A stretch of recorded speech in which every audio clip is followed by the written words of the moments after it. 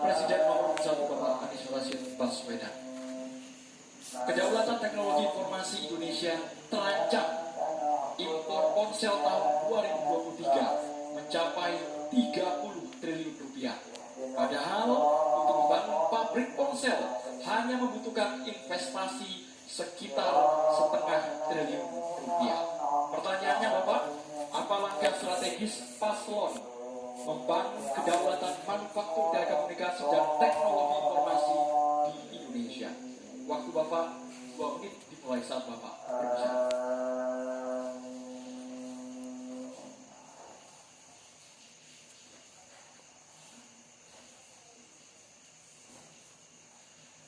Terima kasih. Kita menyaksikan bahwa kemajuan sistem telekomunikasi dan teknologi informasi itu berkembang amat pesat. Karena itu Indonesia tidak boleh ketinggalan. Dan gagasan kita adalah satu, peningkatan kualitas manusia dan inovasi di sektor teknologi informasi dengan cara pairing, berpasangan, mendatangkan pakar untuk bisa melakukan alih teknologi bersama-sama. Yang kedua, memprioritaskan investasi yang masuk dalam bentuk investasi padat karya yang didukung dengan perbaikan reformasi birokrasi dan pemberantasan korupsi. Ini akan memberikan lowongan kerja untuk masyarakat lokal. Dan ada 3 aspek fundamental, yaitu akses, kecepatan, keamanan. Yang ini menjadi prioritas.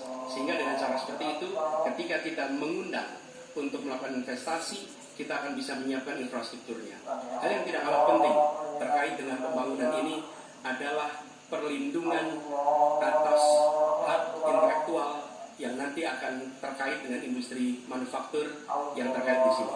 Kami memandang investasi padat modal yang seperti ini, padat karya, akan memungkinkan Indonesia untuk lompat lebih cepat. Demikian jawaban kami. Terima kasih. Masih ada waktu Bapak, masih ada 33 menit.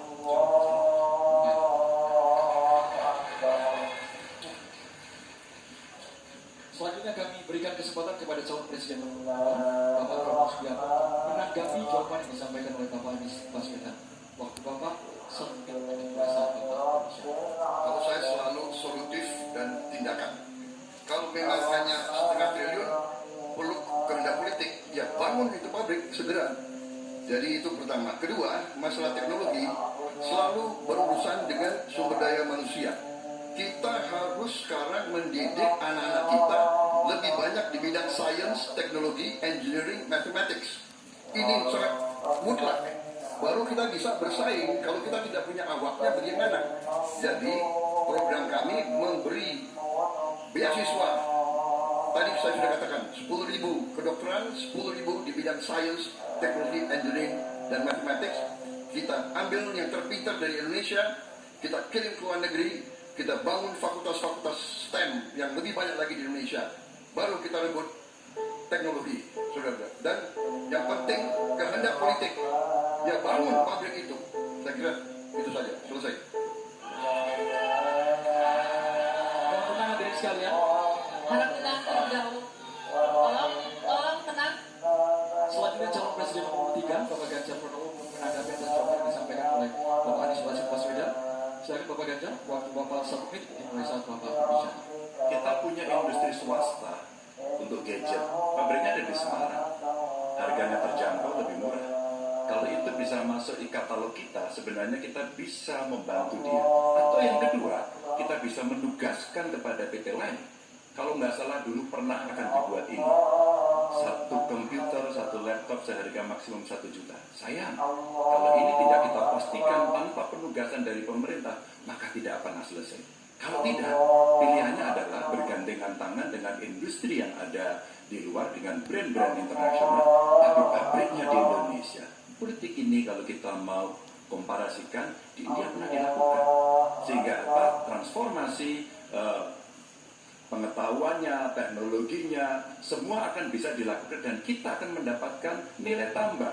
Gen kita akan ditambahkan di situ, kita bisa melakukan tindakan-tindakan untuk mencapai kemandirian sehingga kalau kemudian kita tidak terlalu bergantung.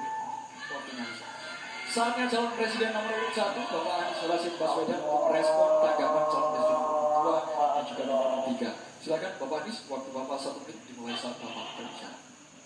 Tadi saya sampaikan garis besar gagasan untuk kita bisa membangun. Ketika sampai kepada kegiatan praktis, maka pendekatannya kolaboratif. Negara adalah regulator dan negara memberikan ekosistem yang sehat. Panggil pelaku yang selama ini terlibat, baik swasta maupun BUMN.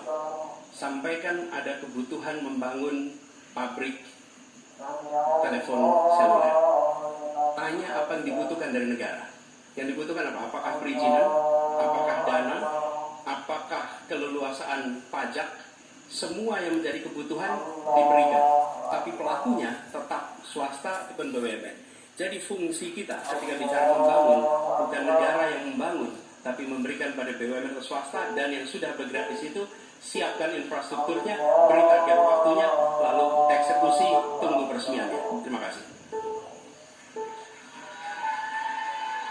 Berikutnya, pertanyaan untuk calon presiden nomor urut 2, Bapak Prabowo Subianto. Untuk itu kami persilakan panelis, Profesor Emeritus Pascalis Maria Laksono, PhD, untuk dapat mengambil subtema